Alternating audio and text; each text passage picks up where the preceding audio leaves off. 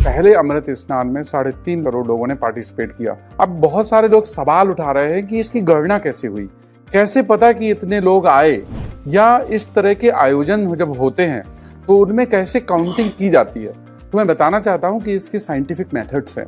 उन scientific methods के कुछ मैं आपको यहाँ पर एक्सप्लेन करना चाहूँगा कि जैसे CCTV and AI powered video analytics है। तो कुछ एआई पावर्ड जो वीडियोज हैं वो डेटा को एनालाइज करता है कि कितने लोगों का मूवमेंट हुआ और उसको रियल टाइम में काउंट करके उसका डेटा देता है। तो ऐसे एआई पावर्ड प्रोसेस को वीडियो फीड करके फिर उसको देखा जाता है। एक तो ये टेक्नोलॉजी है। दूसरी, drones with aerial surveillance system. तो जो ड्रोन यूज कर रहे हैं एरियल सर्वेलेंस के लिए, उनमें भी पॉपुलेशन डेंसिटी काउंट करने की, एरिया निकालने की और कितने लोग वहां पर हैं उनमें काउंट करने की क्षमता होती है।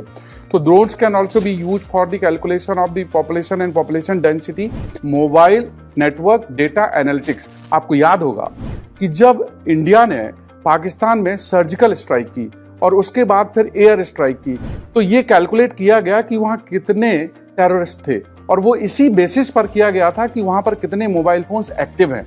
तो इसी तरह से मेला क्षेत्र में एक जियो फेंसिंग कर दी गई और उस पूरे जियो फेंसिंग के अंदर कितने मोबाइल फोन्स एक्टिव हैं उनको काउंट किया जा सकता है।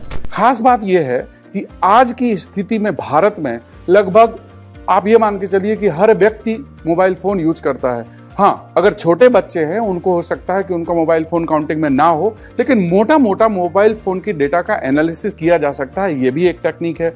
फिर चौथे नंबर पर हम बात करते हैं GPS and geospatial technology. तो जो ग्लोबल पोजिशनिंग सिस्टम है, ऐसे कुछ एप्स हैं, ऐसे कुछ डिवाइसेस हैं जिनको यूज किया जा सकता है कि कितने लोगों का मूवमेंट हो रहा है और उस मूवमेंट को जियो फेंसिंग की तरीके से काउंट करा जा सकता है। तो वो हो गया। फिर यूज ऑफ आईओटी, मतलब internet oriented things and smart sensors, इनको अप्लाई करके sensors like infrared and ultrasonic counters होते हैं, उनको भी यूज करा जा सकता है। फिर सैटेलाइट इमेजिंग कर सकते हैं कि पूरे एरिया का सैटेलाइट इमेज लिया गया, उसकी डेंसिटी निकाली गई, उसमें कितने लोग हैं, एक पर्सन को वहां पर होने के लिए कितना स्पेस लगता है, और उसको भी यूज करा जा सकता है। फिर और आगे बढ़ते हैं। अगर आपको ये देखना है कि कितने आधिकारिक लोग हैं, कितने वहां पर एम्प्लॉयड हैं, कितने वॉलंटियर्स हैं, तो ऐसे लोगों को आई कार्ड दिए गए हैं, उसमें RFID मैकेनिज्म है और उस रेडियो फ्रीक्वेंसी आइडेंटिफिकेशन के थ्रू उनकी अलग से काउंटिंग की जा सकती है। और अगर आपको काउंटिंग करना है तो हम देखते हैं कि कहीं पर आप स्टेशन में जाते हैं तो वहां पर भी RFID टैग होता है या फिर बायोमेट्रिक्स होता है, QR कोड होते हैं। तो आज के समय में बहुत सारे मैकेनिज्म हैं, टेक्नोलॉजीज हैं जिससे आप पॉपुलेशन काउंटिंग कर सकते हैं। जो लोग सवाल उठा रहे हैं आज कि इतने लोग थे कि नहीं थे, ये डेटा गलत है, तो दोस्तों इसके कैलकुलेशन के मेथड हैं और इसको यूज करके कैलकुलेशन किया जा सकता है।